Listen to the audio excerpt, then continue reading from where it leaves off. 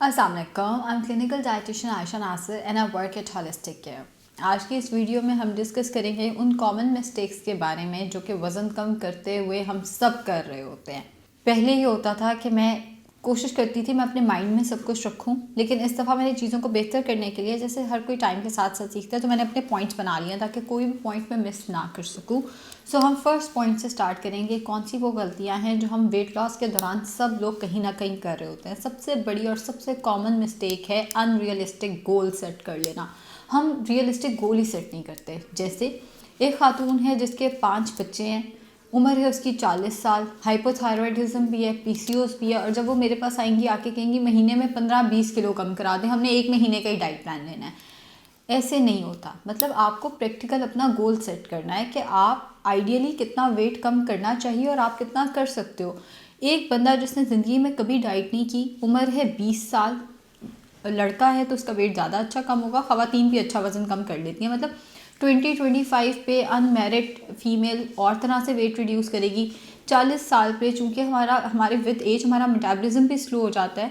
2 बीमारियां भी हैं, पीसीओएस हो गया, हाइपोथायरॉयडिज्म हो गया, किसी को बीपी का मसला है, किसी को शुगर का मसला है, या वैसे बच्चों के साथ हमें थकावट बहुत ज़्यादा हुई हुई है। तो हम लोग अपना गोल 15-20 kg कैसे सेट कर सकते हैं। इवन कोई अनमैरिड को भी मैं ये रिकमेंड नहीं करूँगी कि आपने अपना गोल 10 किलो 12 किलो जो है सेट कर लेना है। तो सबसे पहली और सबसे ज़रूरी चीज़ ये आती है कि आप अपना रियलिस्टिक गोल सेट करें। अब रियलिस्टिक गोल है क्या? महीने के अंदर 4 से 5 किलो वज़न कम कर लेना, ये रियलिस्टिक गोल है आपका कि आप डाइट शुरू करो, आपका 4 से 5 किलो महीने में कम ज़रूर हो जाएगा। अगली जो हमारे पास गलती आती है वो आती है कि हम अपनी डाइट से फ़ैट्स को निकाल देते हैं। अब फ़ैट इंतहाई असेंशियल चीज़ है, आप उसको डाइट से नहीं निकाल सकते। फ़ैट्स आपको फीलिंग ऑफ फुलनेस देते हैं। कहने का मकसद ये है कि जब आप फ़ैट वाली कोई भी चीज़ खाते हो तो आपको काफ़ी देर तक भूख नहीं लगती, आपको फीलिंग ऑफ फुलनेस रहती है फ़ैट्स खाने के बाद। घी का इस्तेमाल, ऑयल का इस्तेमाल कहीं ना कहीं खाने में ज़रूरी है, चाहे मतलब कम होना चाहिए, लेकिन कुकिंग में कहीं ना कहीं देसी घी का इस्तेमाल या ऑयल का इस्तेमाल या ऑलिव ऑयल वगैरह का इस्तेमाल कहीं ना कहीं ज़रूरी है। अगर आप बिल्कुल फ़ैट फ्री खाने में चले जाएंगे, एक तो फीलिंग ऑफ फुलनेस कम होगी, दूसरा कॉन्स्टिपेशन, गट हेल्थ आपकी कॉम्प्रोमाइज़ होगी, कॉन्स्टिपेशन होने के चांसेस जो हैं वो आपके बढ़ जाते हैं। तीसरा बड़ा मसला आता है कि हम क्रैश डाइट्स पे चले जाते हैं। मेरे भी कई डाइट प्लान ऐसे होते हैं जिसमें मैं बताती हूँ इसके साइड इफ़ेक्ट्स हैं। क्रैश डाइट कभी भी हेल्दी चीज़ नहीं है। जैसे आज भी मैं एक कंसल्टेशन कर रही थी, उन खातून ने क्रैश डाइट्स ही इतनी ज़्यादा की हैं, क्या वो जो भी करती हैं बॉडी रिस्पॉन्स ही नहीं दे रही, बॉडी रिस्पॉन्सिव ही नहीं रही। क्रैश डाइट्स एक हद तक आप कर सकते हो, अल्टीमेटली आपको कहीं ना कहीं नॉर्मल हेल्दी डाइट पे वापस आना है, कहीं ना कहीं आपको हेल्दी तरीके से वेट लॉस की तरफ वापस आना है। फिर अगला जो हमारा मसला आता है वो आता है कि हम बहुत ज़्यादा वेट करने लग जाते हैं। अब वेट करने का क्या मतलब है कि जैसे हम लोग रोज़ सुबह उठ के स्केल पे खड़े हो जाएंगे, रोज़ सुबह उठ के बाथरूम जाके हमने अपना वेट चेक करना है। एक दिन में जो वज़न आपने 20 साल 30 साल में चढ़ाया वो रातों रात थोड़ी कम हो जाना है। मतलब आपने एक दिन डाइट किया, अगले दिन थोड़ी वज़न कम हो जाना है। और ये बिल्कुल गलत है। अगले दिन मेरा आधा किलो कम हुआ होता था, अब नहीं हो रहा। अगले दिन मेरा 0.2 kg कम हुआ होता था, अब नहीं हो रहा। वेट कभी भी आप डेली चेक नहीं कर सकते, पहली चीज़। दूसरी चीज़ 15 दिन बाद चेक करना है, उस पर भी अगर सिर्फ 1 kg आया। कई दफ़ा आपका वाटर वेट ज़्यादा आ रहा होता है, ब्लॉटिंग हुई होती है, गैस हुई होती है, तो हर वक्त दिमाग में वेट अपने जहन पे सवार नहीं रखना। अगर आपके कपड़े खुले हो रहे हैं, आपके इंचेस जा रहे हैं, तो इट मीन्स कि आप वेट रिड्यूस कर रहे हो। बैठे बैठे तो नहीं कपड़े खुले हो गए, आपके कपड़े खुले हो रहे हैं, इट मीन्स आप कहीं ना कहीं वेट अपना रिड्यूस कर रहे हो। अगली गलती आती है जूसेस का ज़रूरत से ज़्यादा इस्तेमाल। लिक्विड डाइट बिल्कुल बहुत सारे लोग करते हैं, मेरा बेस्ट फ्रेंड भी अक्सर लिक्विड डाइट के ऊपर होता है। तो लिक्विड डाइट जो है वो, और मेरा बेस्ट फ्रेंड जो है वो खुद डॉक्टर है, डॉक्टर होकर उसने लिक्विड डाइट ही करनी है, अनहेल्दी है, बहुत साइड इफ़ेक्ट्स हैं। बहुत सारे लोग लिक्विड डाइट के ऊपर होते हैं। जूसेस का जब आप इस्तेमाल करते हैं तो वेट लॉस इतने अच्छे से नहीं होता और सेहत के लिए नुकसान भी ज़्यादा है, क्योंकि जो फ्रूट है उसके अंदर फाइबर है। जो फ्रूट है वो आपको फीलिंग ऑफ फुलनेस देता है। देखिए, आप एक वक्त में फ्रूट खा लेते हैं, हम किन्नू की बात कर लेते हैं, आजकल किन्नू का सीज़न आया हुआ है। आप एक वक्त में कितने किन्नू खा लेते हैं? ज़्यादा से ज़्यादा 3-4। अक्सर गांव के लोग नीचे कमेंट कर रहे होते हैं हम तो 12-12 खा लेते हैं। भाई आपकी तो क्या बात है, लेकिन एक नॉर्मल बंदा 3 से 4 किन्नू, हद, ये मैं मैक्सिमम बता रही हूँ, 3 किन्नू भी नहीं खाए जाते। लेकिन जब आप जूस बनाने बैठते हैं तो 5-6-7 किन्नुओं का जूस जो है वो हम एक गिलास में डाल के पी जाते हैं और आधे घंटे बाद हमें दोबारा भूख लग जाती है। तो जूसेस पे चले जाना या लिक्विड डाइट पे चले जाना, फ्रूट जूसेस का ज़्यादा इस्तेमाल करना कभी भी हेल्दी ईटिंग में भी नहीं आता। आप वैसे फ्रूट खाओ, वो ज़्यादा अच्छा है, फाइबर का अच्छा सोर्स है, जब आप जूस बनाते हो तो आप सारा का सारा फाइबर फेंक देते हो। हाँ, स्लश और चीज़ है। स्लश से मुराद है मैं एक अनार लूँ या एक सेब लूँ, थोड़े से पानी के साथ थोड़ा सा काला नमक डाल के उसको ब्लेंड कर लूँ, उसमें फ़ाइबर ज़ाया नहीं होगा। तो स्लश बना लेना और चीज़ है, उसका पल्प ज़ाया ना होने देना वो और चीज़ है। लेकिन आप उसका जूस अगर आप इस्तेमाल करोगे तो ये हो ही नहीं सकता वो हेल्दी चीज़ हो और वो आपका वेट लॉस अच्छे से होने दे। सो अगली मिस्टेक हम ये करते हैं। उससे अगली मिस्टेक जो हमारे पास आती है वो आती है एक्सरसाइज हम कर ही नहीं रहे या ज़रूरत से ज़्यादा कर रहे हैं। मतलब कुछ लोग, मेरे पास एक फैमिली आती है, 11 बजे जिम जाते हैं, शाम 4 बजे जिम से सारे वापस आते हैं, वज़न आधा किलो भी नहीं कम होता। वजह ये है, जब आप 6 घंटे जिम जा रहे हो तो वापस आके आप उतना ही खाओगे, आपकी तो बस हो जाएगी जब तक आप वापस आओगे। 6 घंटे कोई कैसे जिम कर सकता है?